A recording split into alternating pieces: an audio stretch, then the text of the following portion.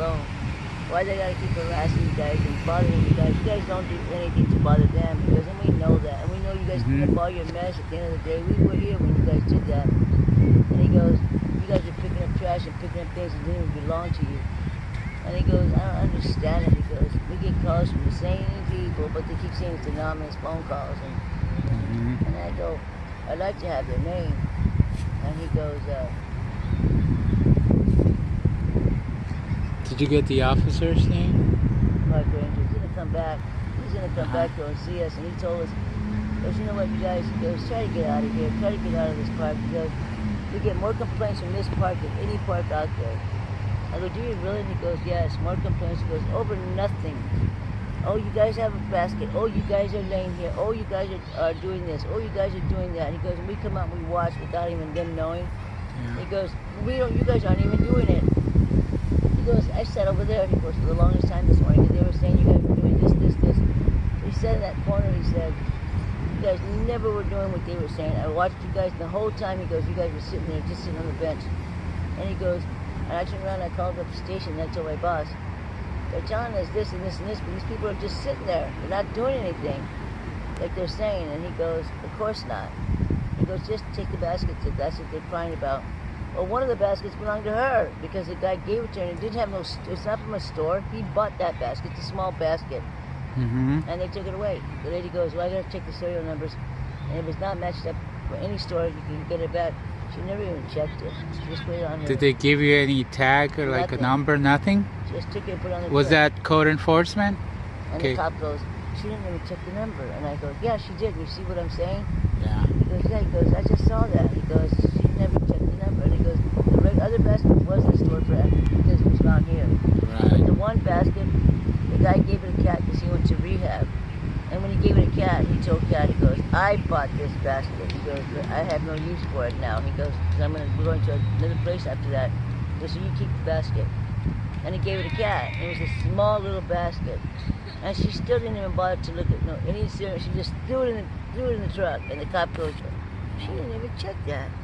He goes, she just took it away. And I go, that's what we go through. We don't even get a chance. I go, they just take our stuff. And that cop sits around and goes,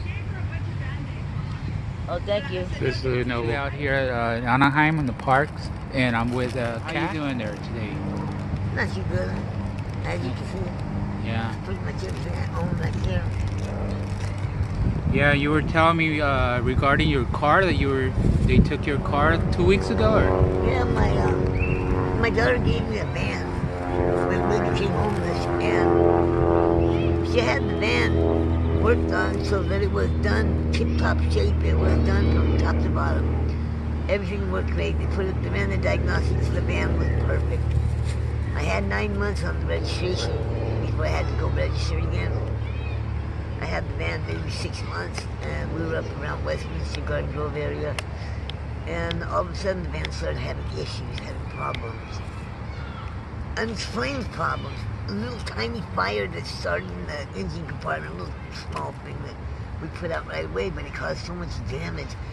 Got the wiring fixed. Everything kind of snowballed on top of each other. And on the heels of one problem, we fixed that, something else would happen. And as luck would have it, the time came to register it, but I couldn't get it swabbed because I couldn't get it repaired. Every time I fixed something, something else would go bad. And it was kind of like I ended up in this cycle. It seemed like my van was being sabotaged. The mechanic who fixed it said he didn't even understand how any of this happened. Wow. Okay, but it really did. It seemed like the van was being sabotaged. We had people screaming at us, yelling at us, telling them to get out of their town and this, that, and the other. And it was like, you know, and that was probably your leaving quarters when you. You know when you're not wanted. It's like, wow, I've never been thrown out of town before. I was born and raised right here in Anaheim. You were born and raised out here. My father was too. My father lived right down the street, born as a little baby in that house. My grandparents, everybody lives right here in Anaheim, everybody. And you would have thought I was never from Anaheim. And I tell myself that I have so much family here. I could go to them and get the help, and I know I could, but to be treated like this, you know, and for me to grow up here too, Yeah. And to see the way we're treated today because of people who think they're higher class or they're better than us, it's really a shame. Yeah. So what got you in this position that you're in now? The reason I'm here is because the year that she got sick like this, I was put in for retirement. I had to forcibly be put in for retirement because I had to have knee replacement. My both kneecaps are gone. They're just dust. There's no more bone. And my doctor says, 2 doctors and a specialist said, you cannot work anymore, period. You can't even walk anymore. And so she got sick, put in the hospital. I took care of her. I was the one that took care of her for 30 days in the hospital, took her showers, changed her, did everything for her in the hospital. Was there. They could ask any doctor or nurse. I was there 24/7. The whole time she was in there, and I was in there taking care of her. And when I got out, went back to work, that's when they told me, you got to put it for your retirement by force, actually, because your knees are wasted. And I fought it. I tried hard to stay at my job because that's the only way we were going to make it. And she was put in because she can't work at all because of her sicknesses. And I said, man, you know, this is the worst time for both of us to lose our job.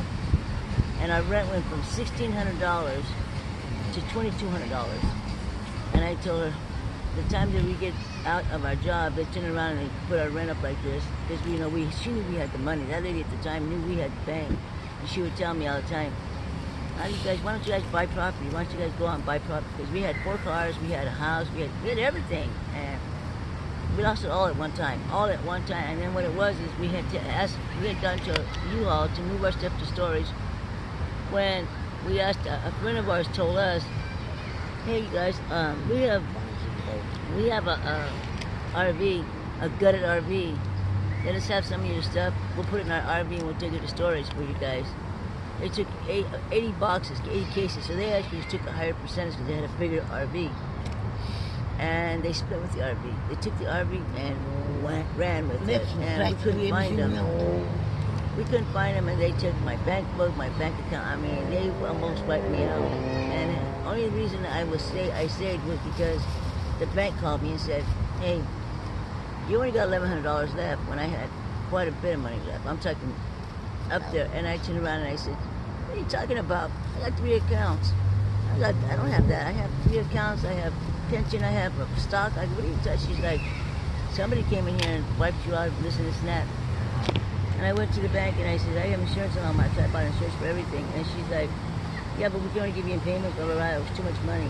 I have never to this date received any payment. I think I received like maybe $1,500. That was it. And when I went back to the bank and said, where's the rest of my money? Oh, you'll be getting it. We never got it. When I went back to the bank, they actually closed the account. And when I told her, why did you guys close my account? I didn't have nothing done, nothing bad. I've been working for my company for almost 30 years. And I says, and I've never, ever had a problem. And she's like, well, this and that's happened with your accounts because of all these people and because of the insurance, all this stuff. So at that time, her and I were like, you know what? We're out. We have nothing. They've taken everything. Those people that took off, took all my jewelry, took money, took my checks, took money, took everything. We had nothing. I had nothing left. And I told her, where are we going to find them at? She's like, we'll find them. We never did find them until the weirdest thing is we were in Westminster. And I was standing in the parking lot by myself. I used to clean the parking lot at Westminster. I didn't have to. I did it because I wanted to keep it clean because we were parking there. So I started cleaning the parking lot just to clean it. And I seen the girl. I seen the lady. And she actually parked right next to me. Didn't even realize it was me. Wow. And I turned around and I looked up at her and she came out. I had her right there and I said, you know, I wanted to, you don't even know. And I just go, where's my stuff at? And she flipped out. Couldn't believe she saw me here in Westminster, of all places. And I said, where's all my stuff at? And she said, oh, we're gonna get it back to you. We're gonna get it back to you.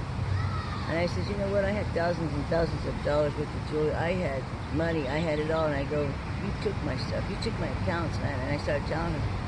And she got our ID. She had our first IDs.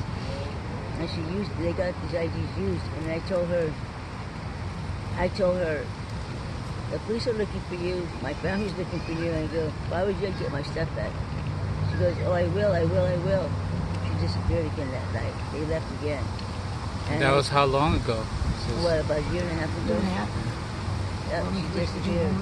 A big part of us because we always had to do with that they stole everything we owned. Yeah. We had packed everything into 80 big boxes. And those boxes all went into their RV and were supposed to go to storage for next morning. Wow. And So they you ran lost off. everything. Believe it or not, they threw the empty He's a boxes person who at called us. me sister. I've known these people for like 3 years. We took them in.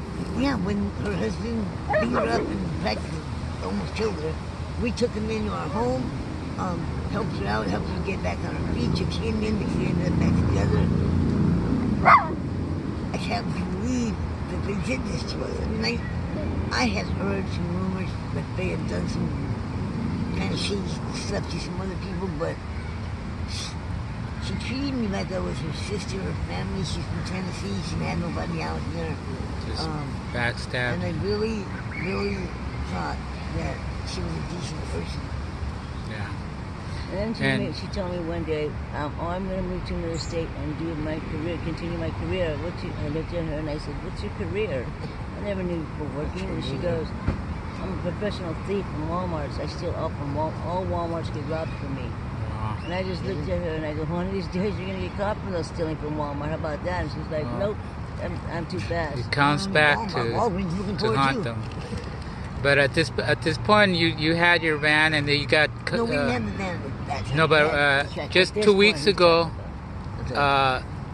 who actually towed your truck, your van? Officer Peterson came down with. He was one of the people. I don't know his name. I remember. And he also called the the shelter people come down too. And then Part of the liaison team? The city net people came down, and everything was supposed to be that we were going to go to my daughter's house and get the van fixed, and we were going to go to my daughter's. That's where it started at. And I told Peterson that we would do that, and he gave us some time and told us that if we couldn't get the van fixed, that he would personally make sure that he got that van towed down to my daughter's house and we could get it back to the mechanic down there and let them fix it. That didn't happen. 2 weeks passed by, Peterson shows up, and he is like totally reneged on every promise that he made to us. He came out with, you're going into a shelter, basically, you're going into rehab in a shelter, and from there, the van's, if you don't go, the van's getting towed. No ifs, ands, or buts about it. We're taking the van today. We're taking the van. And I'm like, I beg the van, please, don't. We're living here. This is all we have. The van has everything else of what we managed to be able to keep of our belongings. And they took it away. And they didn't give you any citation? Never. They never once even mentioned that my tags were overdue until that particular day when they came. I never got a ticket for having my tags overdue, nothing. We tried hard not to put the van on the street. Like I said, the van had a lot of problems because one issue after another, it wasn't drivable. So the van wasn't out there on the street causing a problem to anybody. It was parked 99% of the time. The only time it got moved is when we pushed it from like over there on the street into the parking lot so we wouldn't get a ticket for street sweeping days. 3 60-year-old women pushed the damn big old van over here every Wednesday morning, so and not one person, not a person would stop to help us. 6:30 in the morning, we were pushing that van to get it out into the parking lot, not to get a ticket. The only help we got was Renee. No man, except one time, it's one black gentleman turned around and he says, where's all the men at? And he says, they died with the rest of the world. I go, I don't know. And he's like, this is really sad. He goes, I've never seen this. Where women your age is out here pushing a heavy van, and not one man. He goes, I've seen all these men walking around, and not one even stopped. Wow. And I said, no. But he did. We managed, and then one day, it was one Wednesday when we happened to get it into the parking lot and get it parked, and lo and behold, Peterson showed up that day, and that's the day he put you're going into a shelter, and there's no ifs, ands, or buts about it, and we're taking the van, period. And then recently you gotten a cart, a little cart, yeah, push cart. I had known another homeless individual who went into a program, and through the program they would help him get housing and Social Security and stuff. And he had given me a black cart that he had, And it wasn't like, you know, spray painted over anything. You could tell it was original. I wasn't going to buy anything stolen. And he told me that it was his cart. And it had no store markings on it whatsoever, no serial numbers, no nothing. That You could tell it was identifiable. Yeah, it was not a shopping cart. It was a cart to carry your things in back and forth to the store. I had that, and then this morning my sister had picked up a shopping cart and we used that to get some items out of Renee's vehicle and bring them over because we had to swap out some stuff. And it just so happened that Peterson, Brendan or something, whatever it was, showed up at about that time when we had just moved the cart, got it over here full of stuff, and he comes up in a unmarked white truck and he's like, empty it out, we're taking the carts. And I'm like, but this one here is mine, I bought this one, okay? And he's like, nope, we're taking both of them. We find out later that it doesn't have the markers, we'll let you know. But I'm telling you it doesn't, okay? Look at it, please. I mean, now we're homeless, we have no vehicle, and we have nothing to put our stuff in that we do have. So was that code enforcement that took your... It was code enforcement, and they didn't give you any ticket or to identify if you go pick it up at a storage? They gave us nothing. She just, I even told her, I went to push the basket and I go, here you go. She goes, I'll get the basket. And I go, it's just this one because that one was made for her. And I go, that's ours. And she's like, I'm taking it. And she walked away from me. And then the cop goes, well, you want to check out that basket first? He goes, because it might be theirs. He goes, I think it is theirs. That's what he said. Then she goes, I'm taking the basket. And she just threw it directly on the truck. And then I looked at him, he looked at me, and he goes, she's going to take it. He goes, that's why I told you guys to look, get your stuff out. But he did. He told me right away, he goes, get your stuff out, get it out fast. He didn't tell me that there is somebody that lives in this tract area here who has a very good 360-degree view of the park. What, kind of neighborhood watch? They are consistently calling the police, code enforcement, park rangers, anybody they can think of to call to get rid of you one way or another. They really don't care how. Well, yeah, and there's not that many of you out here to say, you know, yeah, that's, you know, you're not causing any problems. We didn't even talk to no one. We didn't even bother no one. We never asked for a thank you to anyone. And then yesterday, we were sitting, it was raining, we put our stuff and we hid our stuff, and then I told her, man, I'm so cold out here, I was so cold, and she was sick. So she made a little thing over the table. It actually looked like a table spread thing, and we got under it. Here comes a park ranger. She knocks on, she says, oh, park ranger, and her and I were having lunch. So all we were doing is eating lunch. I can't see you guys. But somebody's complaining, so we keep getting calls and calls and calls and calls. I don't know who's doing it. She goes, to me, she goes, this person did what we're thinking. So she said, what we're thinking at our place, somebody has to be up here somewhere watching you guys, because this is coming from direct all the way around. She goes, this person has called so much, complaining about you guys on every part of the park, everything you're doing. You guys can't get away from whoever this person is because they're watching you. And she goes, we don't know where they're at. She goes, we're trying to figure out, okay, we keep doing this in all directions of the park. And he goes, my boss is trying to figure it out. See, they like saying they don't know where it's coming from. They just know it's coming from all the way around. Yeah. And we just looked at each other. And I said to her, I go, what did we do wrong? Why are they on us? I go, what is this? Well, you have a right to be here because this is a public park. Right. And I guess they just want to make it. I mean, we might be homeless, but we really are still part of the public. Yeah. You know, and he said, she said, I feel really bad for you guys. She goes, you know, we all do, because we all tell each other that don't do anything. They're not doing anything wrong. Why can't they just be left alone? And I go, we don't even know why. I go, we're always chased, harassed, bothered. Somebody's always on us. That's what she said. We're trying to figure it out. She goes, once we figure it out, then we're going to go after them. And we're going to ask them, why are you on these people so much? She goes, because we can't figure it out. I feel so bad for you guys. I really do. She goes, people are way worse than you guys. They come here to destroy things. See, the people who have houses, you know, they right on the walls, they do drugs all over the place. Yeah. And here, it's you guys. You're just trying to survive. And that's all we're trying. Like I told her, I said, you know, we've been accused of everything under the sun. And she said, we know. So the mess we were having a big wild party in the parking lot. Yeah. And no, And we were asleep. We have millions of dollars to help the homeless. Millions of dollars the county has. They aren't spending it to help the homeless. There's no excuse for homelessness in Orange County. And we have laws that criminalize the homeless.